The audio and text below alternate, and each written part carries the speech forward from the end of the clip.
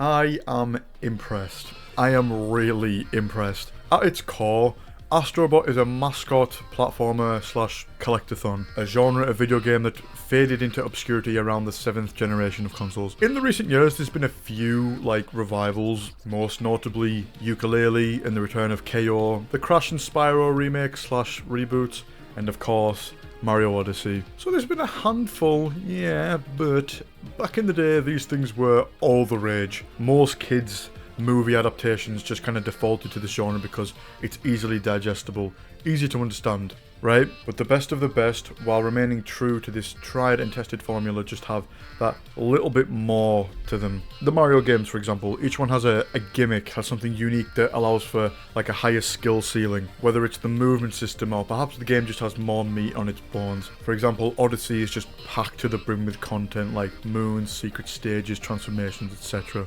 So, do I group ASTRO with the good ones or the lesser lot? You read the title, didn't you? You know what this is. So many levels, so much variety, the visuals, enemy designs, power-ups. Just like every other first-party Sony game, you'll find the utmost attention to detail here. Numerous idle animations, different movement animations, dependent on if ASTRO is facing you or not. He'll wave at you. If it's cold, he'll shiver. Look under his feet and find his footprints in the sand, or even numerous enemies' unique footprints in the snow. Details in the distance that most people may not even notice at all. If you stand next to the ship, you can hear all the parts singing to the background music. Not only the stuff you may not notice is high quality, but stuff that you can't help but notice, but most people won't even appreciate, like the optimization to make this game run as smoothly as it does when there can literally be 300 plus ASTRO models on screen and still have lifelike lighting and ray tracing. A million small objects all rendered at once, all with their own unique physics. Yes. It's not realistic graphics, so it's not impressive. Right? Yeah. Shut up, Kale. The passive creatures seamlessly blend into a level's environment, but it's charming to ogle at them and see how they've mechanized these creatures like foxes and monkeys. You do get more variety and creativity with the hostile enemies though, which are also mostly robotic, but there's a select few that aren't like this dickhead lightning guy. These guys are fun to kill, charge up your spin attack and unscrew them. Awesome. Also, compared to the previous game, this spin move is much more snappy. Charges up faster and you can freely move with it charged or charging. The game is just snappy in general, across the board. The movement is simple, but there's just enough depth for it to be engaging, knowing when to time your mid-air attack just to lengthen your jump ever so slightly. The combat too, while simple, is flawless. Like most of the games in this genre, enemies are only obstacles and they're treated as such. One-hit kills for most, but some do require unique maneuvering or the usage of a power-up. Of course, though, the bosses aren't one-hit kills. My oh my, does the game excel in this category as well. The first major boss, this big monkey, is a perfect introduction. A fine-tuned blend of fast-thinking platforming and combat spatial awareness. And while it has this incredible, visual aspect to it, you're always in control. You never hand the controller over to a fucking lame-o cutscene like you're playing a 3D Sonic game or something. Each of the boss follows the same sort of formula. Use your power up to your advantage, maneuver around obstacles, avoid minions and strike when the time is right. The difficulty gradually increases as the game goes along, so it never really gets stale. Some are combat centric, some are movement based, others manipulate the stage. Yet again, just variety.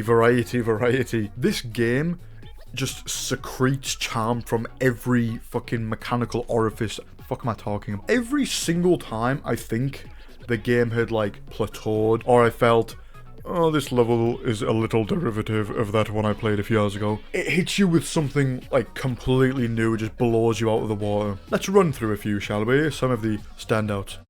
Downside surprise. Seamlessly swapping between regular and mouse-sized ASTRO, even mid-jump to escape a cage or creep through a crack in the wall. Two things in video games I'm automatically partial or biased to. One is a game that is based in the ocean, and the other is a game where you can be very, very small. Speaking of the former, Bubbling Under has you underwater for the most part, searching for bots and freeing this big ferny starfish. The correct term is sea star. Carl! Get away, lad!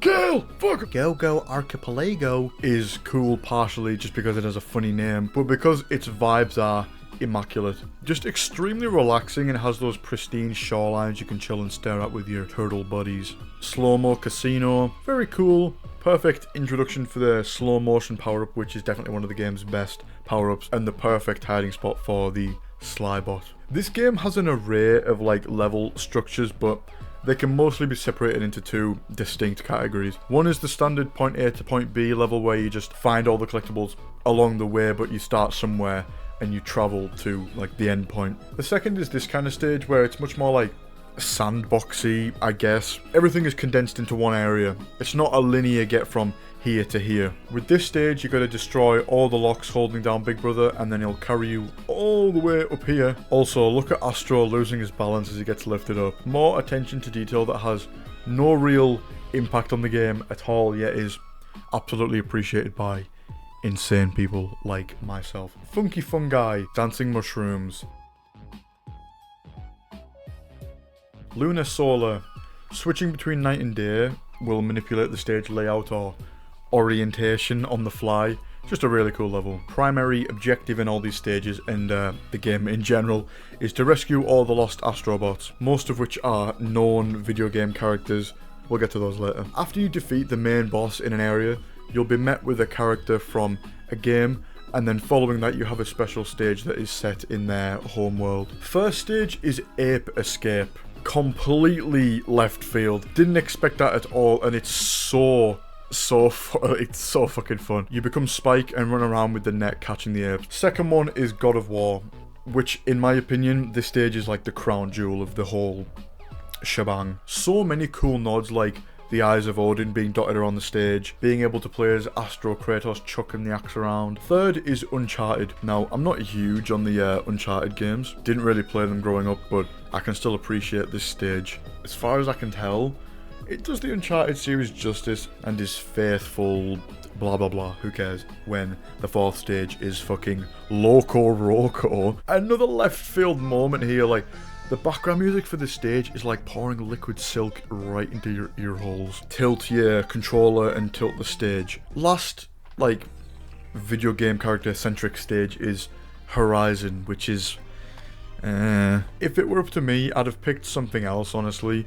This level is fine, but, like, yet again, not huge on Horizon, and Aloy's ability is very similar to Nathan Drake's. Just shooting a projectile, basically. Though I'd still rather this be the fifth special stage than not have a fifth one at all, so whatever. The game also has a fair share of mini challenges dotted around, all just to kind of fluff the game up a little bit. Combat challenges and short bursts of challenging platforming. These are all welcome additions, and though some may classify it as such, they don't really feel like filler anyway, and they never feel like they're repeating themselves either. The final segment of the game, you fight the big bad alien in this all-out space aerial combat battle. You summon every accessory or console PlayStation has ever created, and the astrobots you've rescued pilot them. You know how in movies or adverts how people play video games? They play it with the controller held out in front of them, like waving it side to side, big smile on the face. Nobody actually plays games like that, you know, more often than not it's just like, probably can't even see me, Mike was probably in the way. Mike was probably in the way, fuck you Mike. However, for this stage in particular, that's exactly how I was, like, big dumb smile on my face, using the controller, leaning from side to side with it, as this stage is all motion controls, except the shooting, of course. It's just top notch, man, it's brilliant. Then it does lead into a traditional boss fight, which then leads to the end of the game. And can I just say, I didn't expect to be genuinely emotionally touched by this game. Astro is, like, legitimately killed by this explosion at the end, and his body flies back down to the rest of the bots. And just how you clean and mend the rescued ship parts with the first person perspective and hands. You put Astro back together, look at how you hold him, man. Thankfully, he comes back, I mean, obviously.